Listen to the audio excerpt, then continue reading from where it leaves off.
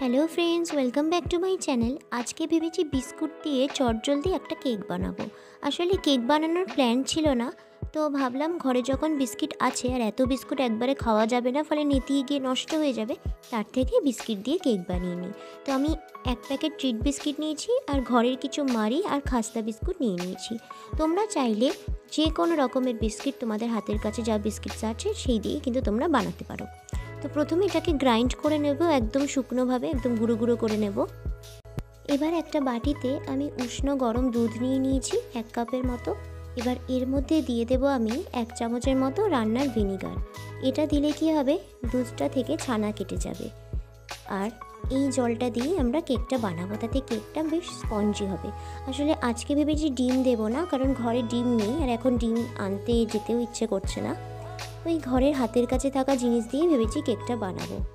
তো দুধের মধ্যে দেখতেই পেলেন বিস্কিটের গুঁড়োটা দিয়ে দেওয়ার পরে কিছুটা চিনি দিয়ে দিলাম। বেশি চিনি দেবো না, কারণ বিস্কিট অলরেডি মিষ্টি থাকে। তো এটাকে ভালো করে মিক্স করে নেওয়ার পর দেখছি যে ব্যাটারটা খুবই পাতলা হয়ে গেছে, মানে দুধটা বেশি নেওয়া হয়ে গেছে। তাই 2 চামচের মতো আমি নিয়ে নিয়েছি হচ্ছে ময়দা। আর এখন যেহেতু ময়দাটা অ্যাড করলাম, তাই ওই 4-5 চামচের মতো গুঁড়ো চিনিও আমি এখানে দিয়ে দিচ্ছি, কারণ বুঝতেই পারছেন ময়দাটা তো মিষ্টি নয়। ময়দাটা দিলে মিষ্টিটা কেকের কম হয়ে যেত, সেই জন্য চিনিটার একটু বাড়িয়ে দিলাম। দিয়ে এটাকে ভালো করে ব্লেন্ড করতে থাকবো, যাতে ব্যাটারটা একদম স্মুথ হয়ে যায়। ব্যাটারটা ঠিকঠাকভাবে স্মুথ হয়ে গেলে এর মধ্যে 1 চামচ বেকিং পাউডার আর বেকিং সোডা দিয়ে ভালো করে মিক্স করে ব্যাটারটা কিন্তু আমাদের রেডি হয়ে যাবে। আর আজকে ভেবেছি একটুখানি ফার্মে যাব, কারণ বাড়িতে মানে কিছু গাছ আনবো, গাঁদা ফুলের গাছ আনবো ভেবেছি। কারণ শীতকালে তো ফুলের অত বেশি, মানে বুঝতেই পারছেন শীতকালে অত বেশি ফুল পাওয়া যায় না, ফলে ঠাকুরকে পুজো দেওয়ার জন্য কিন্তু ফুলের প্রয়োজন হয়। সেই জন্য ভেবেছি আজকে ফার্ম থেকে গিয়ে 2টো গাঁদা ফুলের চারা নিয়ে আসবো। তো ফার্মটাও আজকে আপনাদেরকে একটু ঘুরে দেখাবো।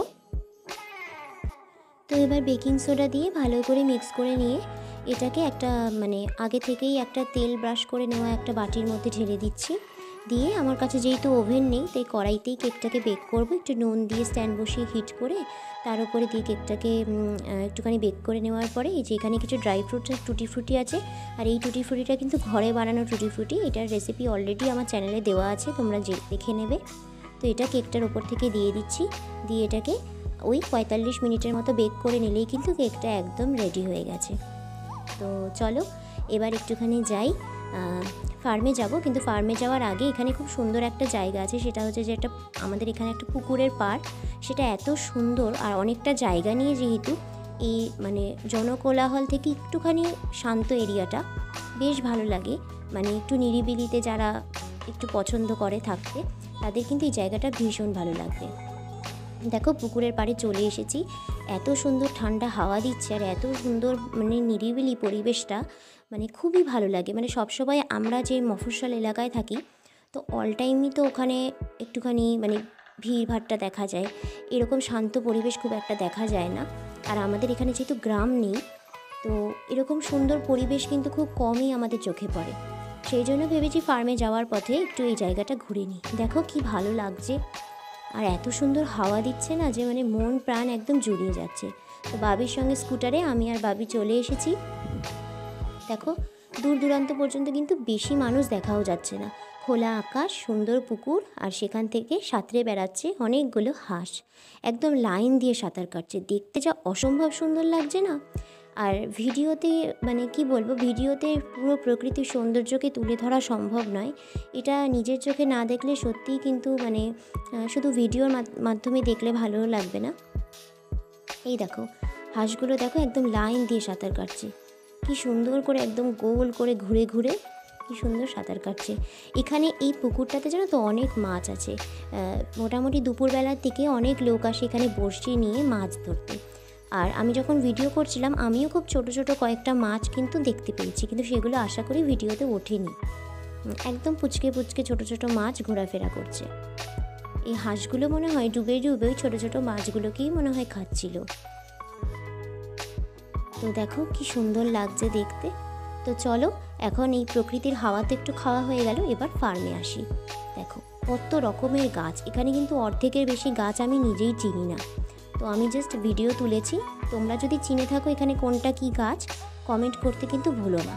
আমি এখানে খুব কম কটা গাছই দেখতে পেয়েছি। দেখো এখানে একটা গাছকে আমি মিন্ট গাছ ভেবে ভুল করেছিলাম, কিন্তু এটা অ্যাকচুয়ালি মিন্ট নয়, অ্যালোভেরা হয়েছে। দেখো কত, আমার বাড়িতে অলরেডি অ্যালোভেরা আছে, সেই জন্য অ্যালোভেরা গাছ আর নিইনি। দেখো এখানে কিন্তু প্রচুর অ্যালোভেরার চারা বিক্রি হচ্ছে। এই পাতাগুলোকে আমি ভেবেছিলাম মিন্ট ফার্স্টে, পরে কাকুকে জিজ্ঞেস করে বুঝলাম যে না, এখানে মিন্ট গাছ, আমি যেটাকে ভেবেছি সেটা মিন্ট নয়, কিন্তু পাতাগুলো দেখতে একদম মিন্টের মতো। দেখো বেশ ভালো লাগছে। আঙুর গাছ দর করেছিলাম, কিন্তু দাম অনেক বেশি, সেই জন্য আর আনা হয়নি। ফলের গাছ এখানে খুব একটা দেখলাম না, ফুলের গাছই বেশি। আর এখানে কিন্তু তোমরা গাছের পাশাপাশি টব, তারপরে গাছে দেওয়া সার, তারপরে আরও যে সমস্ত অ্যাক্সেসরিজ আছে তোমরা কিন্তু সব পেয়ে যাবে। দেখো এখানে অনেক ধরনের ক্যাকটাস দেখতে পাচ্ছি, দেখেছো কি সুন্দর সুন্দর গাছগুলো লাগছে দেখতে। এগুলো মেবি ঘর সাজানোর জন্য অনেকে নিয়ে থাকে, বেশ ভালো লাগছে।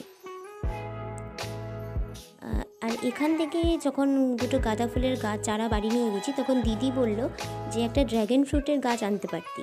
সত্যি তো, তারপর মনে হলো যে সত্যি তো, কাকুকে যদি জিজ্ঞেস করতাম যে ড্র্যাগন ফ্রুটের চারা কোথায়, নিশ্চয়ই দেখিয়ে দিত। একটা ড্র্যাগন ফ্রুট আনলে মন্দ হতো না। দেখো কি সুন্দর ছোট ছোট গোলাপি গোলাপি ফুল ফুটেছে। এই দেখো কত গাঁদা চারা, এখান থেকে দুটো চারা আমরা নিয়ে গেছি।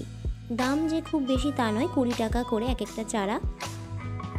তো দেখা যাক। এটা দোপাটি গাছ, দোপাটি ফুল সুন্দর করে এখানে হয়।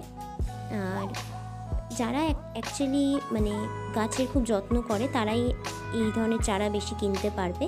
আমাদের এখানে গাছ লাগানোর খুব জায়গাও নেই, ছাদে আছে, ছাদে কিছুটা কয়েকটা ফুলের গাছ লাগিয়েছি। দেখো এখানে আবার কি সুন্দর সুন্দর ফুল হয়ে আছে, গোলাপি গোলাপি।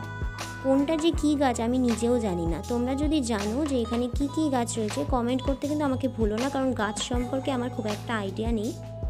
তো জাস্ট প্রথমবার ভিজিট করেছিলাম যেহেতু, তাই ভাবলাম যে একটা ভিডিও তুলে নিই, তোমাদেরকে দেখাবো।